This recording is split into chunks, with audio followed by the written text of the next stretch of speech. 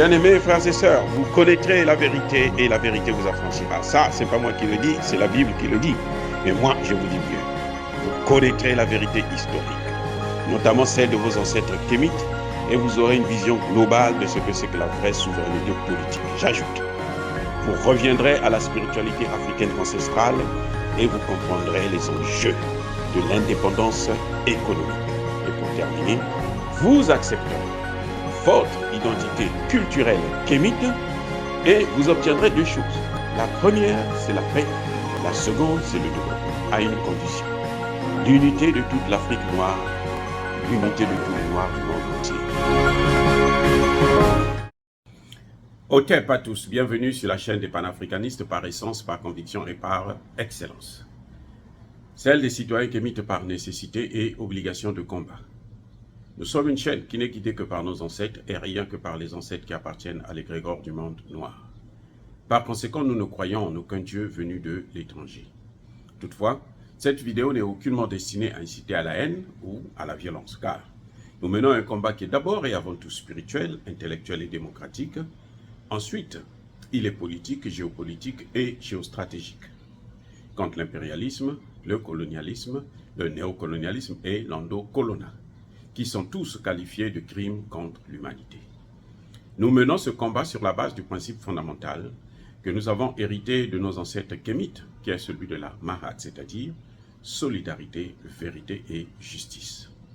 Vous êtes donc en droit de connaître la vérité et nous avons l'obligation de vous dire la vérité, rien que la vérité, afin que justice soit rendue au continent africain. Et ça, c'est notre modeste contribution dans cette noble lutte en faveur de la souveraineté, la dignité, la solidarité et l'unité africaine.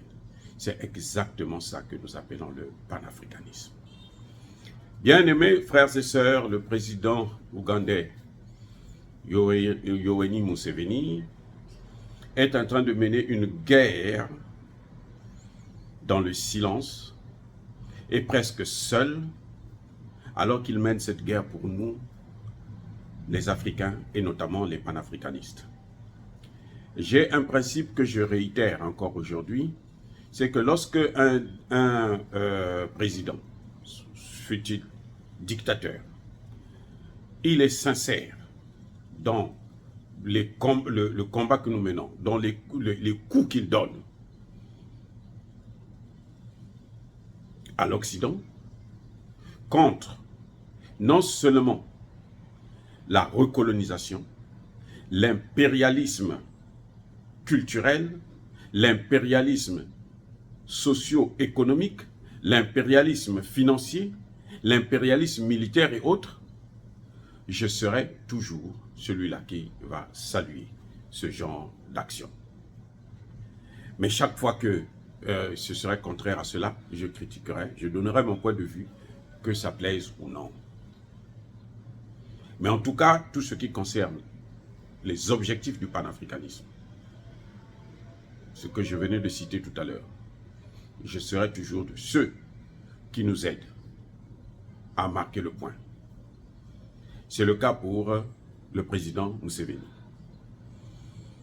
On a tellement discuté concernant la mort de Kadhafi. Les gens ont toujours pensé que Kadhafi on l'a assassiné parce que Kadhafi était un dictateur.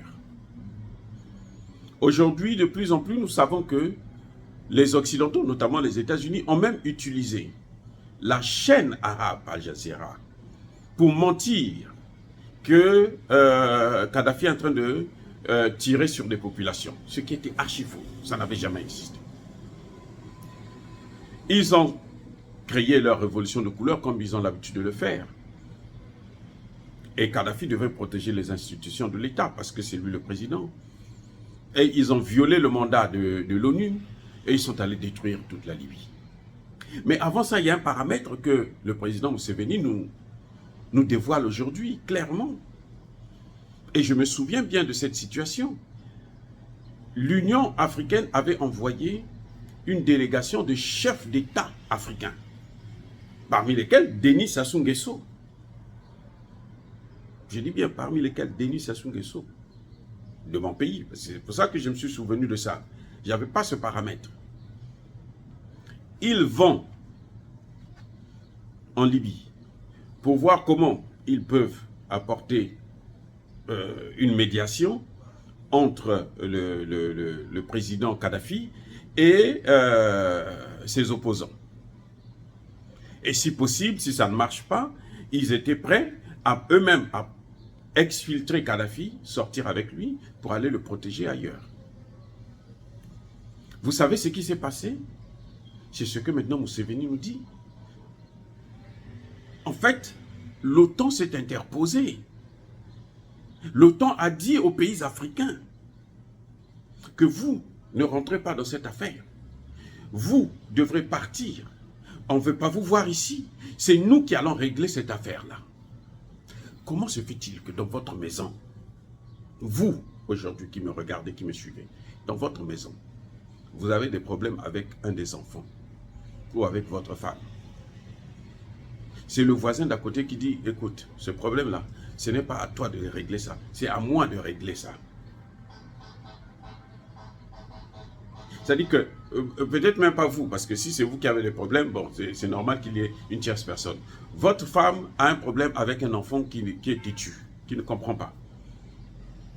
Vous revenez du travail, vous voulez régler le problème, le voisin d'à côté vient, il s'interpelle, il dit, écoute, c'est pas à toi de régler ça, c'est moi qui vais régler le problème entre ta femme et ton fils ou ta fille. Il y a quelque chose qui ne va pas. Vous êtes chez vous. On est en Afrique. C'est l'OTAN qui vient dire, vous, sortez. Les pays africains, je me souviens à l'époque, ils ont résisté.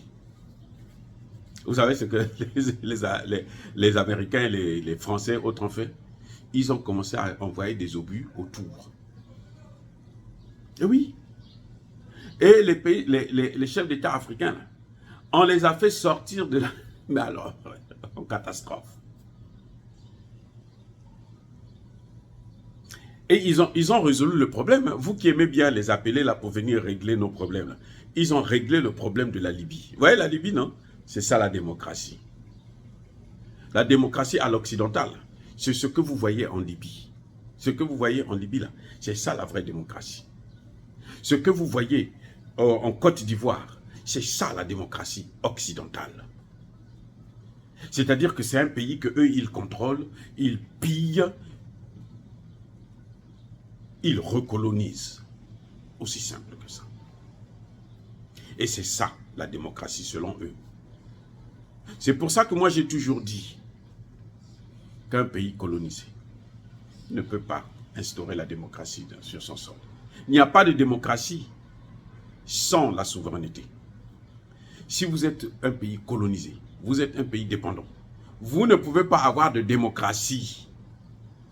Parce que si vous avez la démocratie, vous allez avoir la majorité qui va être contre celui qui vous colonise, contre votre bourreau. Donc Museveni nous révèle là un point essentiel de l'ingérence occidentale, de la démocratie occidentale. Et maintenant, aujourd'hui, il s'attaque directement à Museveni lui-même. Je vous ai parlé de Barack Obama il n'y a pas longtemps. Je disais que Barack Obama, c'était quelqu'un qui le plus méchant des présidents africains. Les remords qu'il est allé faire là, on tue, il y a 3, 5 ou 6 personnes qui meurent dans un, qui ont disparu dans un sous-marin, alors que là, il y a 700 personnes qui se noient. On parle seulement des 6 personnes là parce que ce sont des blancs, des occidentaux. On ne parle pas de ceux-là qui viennent d'Afrique, pour l'essentiel. Je vous ai dit, c'est un hypocrite. Parce que maintenant, Barack Obama, il se plaint de Museveni, puisque le gouvernement américain s'est dit que non, mais il s'est préoccupé. Donc Barack Obama dit, mais les positions que Museveni prend là, ça va compliquer les relations entre l'Ouganda et les États-Unis. Et vous savez où est-ce qu'ils ont frappé? Ils ont frappé les malades du sida. Alors que nous savons tous que le sida a été fabriqué aussi au laboratoire et déversé en Afrique, malheureusement. Donc, quand eux, ils financent les médicaments pour les antiviraux, pour les personnes atteintes du VIH, eh ben, ils sont en train en quelque sorte de corriger à 0,0000% de ce qu'ils avaient fait. Parce que c'est des gens qu'on détruit. Et ils ont frappé là-dessus, ils ont coupé les subventions. Donc, en Ouganda, ils disent qu'on ne doit plus soigner les malades du VIH. Bref. Et Museveni leur dit non, mais de toutes les façons, nous sommes chez nous, nous avons les terres, nous avons tout. Nous allons produire ce que nous voulons produire, ce que nous pouvons consommer. Et nous allons négocier avec d'autres États. Et là, il est en train de dire, nous allons parler avec la Russie, avec la Chine, avec la Turquie, avec l'Iran, avec la Corée du Nord, et ainsi de suite. Donc, vous, même si vous n'êtes pas avec nous, les relations ne sont pas bonnes. De toutes les façons, même entre un homme et une femme qui se sont mariés officiellement, eh ben, ils peuvent divorcer. Donc, ça ne nous coûte absolument rien. Mais il a sorti un mot, l'impérialisme social. La colonisation sociale. La colonisation culturelle. Celle qui consiste à effacer notre culture et nous imposer une autre culture qui n'est pas la nôtre. Et c'est ça le grand problème. C'est pour ça que Barack Obama sort encore. Barack Obama, vous n'entendez pas parler ici, hein, de ces histoires, la politique de Biden qui a des problèmes avec la justice, de son fils, avec tout ce qu'on a découvert dans son laptop. Et Barack Obama se tait là-dessus. Mais quand il s'agit de l'Afrique, parce que lui, il est décidé à noyer le poisson, il faut qu'il vienne apporter sa voix pour dire que non, moi j'ai dit, moi je suis Barack Obama, c'est moi le patron de l'Afrique. Il a été président des États-Unis, pas président de l'Afrique, pas président d'un pays africain. Donc pour nous en Afrique, il n'est rien d'autre que le président des États-Unis et ça s'arrête là. L'ancien président américain, c'est fini, le reste, on n'a plus besoin de ça. De toutes les façons, il a été répondu, il a reçu sa réponse immédiatement. Ah oui, le président Museveni lui a dit non, occupez-vous de vos problèmes. Ce que vous faites là, parfois ça ne nous plaît pas. Il y a des choses que vous faites qui ne nous plaisent pas depuis très longtemps. On se tait seulement, mais ça ne veut pas dire que nous aimons ça. Alors restez avec ce que vous voulez faire là-bas. Ne nous amenez pas, ne nous imposez pas une manière de se comporter. Voilà, en quelque sorte, le combat que le président Museveni est en train de mener. Et ne soyez pas surpris que demain, on puisse mettre l'Ouganda sous embargo. Sous tous les prétextes. On dit, bon, l'Ouganda est sous embargo. Mais l'Ouganda a une force actuellement. C'est qu'on a découvert le pétrole en Ouganda. C'est un pays pétrolier maintenant. Et on a découvert le pétrole. On est en train de lui interdire d'exploiter ce pétrole-là. C'est pour ça que je dis au pays, faites très, très, très attention à ce que vous faites. Les dirigeants africains, on vous dit que non, votre pays est pauvre, il n'y a rien. Demain, on va découvrir maintenant les matières premières. Entre-temps, on vous a utilisé pour aller faire la guerre ailleurs. Comme on est en train de faire avec le Rwanda. On l'a fait avec Museveni. Faire la guerre au Congo démocratique pour les matières premières.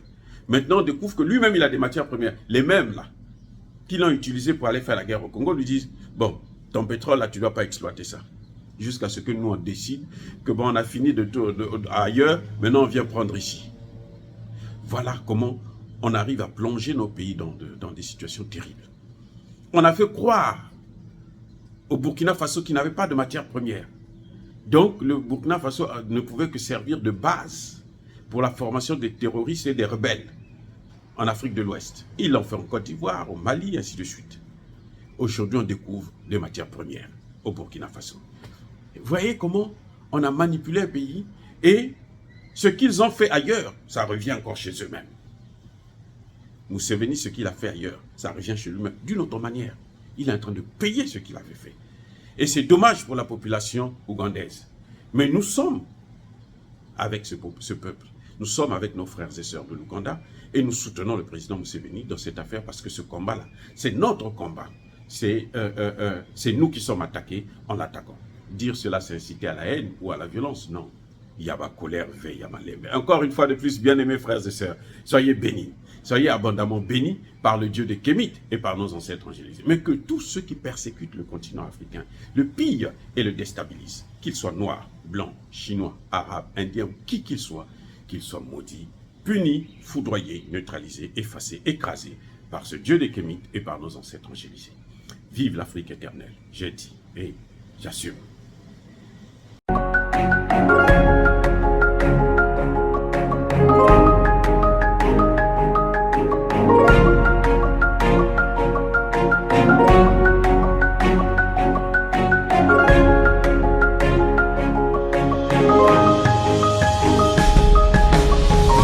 Eux, ils marchent par la foi et non par la vue.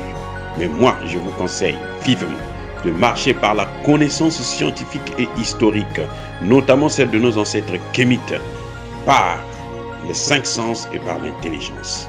À vous, à Pierre.